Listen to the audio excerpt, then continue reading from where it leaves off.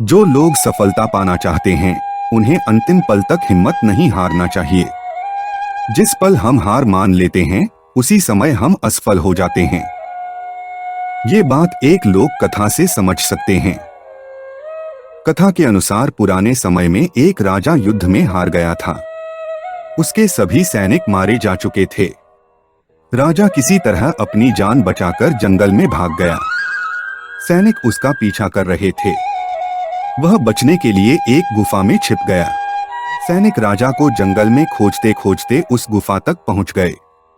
गुफा के अंदर राजा को ढूंढा, लेकिन सैनिक उसे ढूंढ नहीं सके। बाहर आकर सैनिकों ने बड़े बड़े पत्थरों से गुफा बंद कर दी। गुफा बहुत गहरी थी।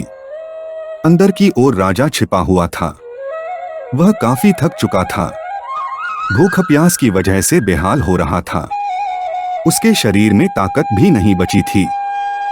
शत्रु सैनिक गुफा बंद करके वहां से चले गए तो राजा अंदर बैठा बैठा सोच रहा था कि अब तो उसका जीवन खत्म हो गया। वह गुफा से कभी बाहर नहीं निकल पाएगा। राजा निराश हो चुका था। तभी उसे माँ की एक बात याद आई। उसकी माँ कहती थी कि कुछ तो कर, यूं ही मत मर।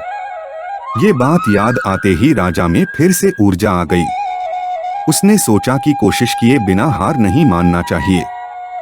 राजा गुफा के द्वार से पत्थरों को हटाने का काम शुरू कर दिया।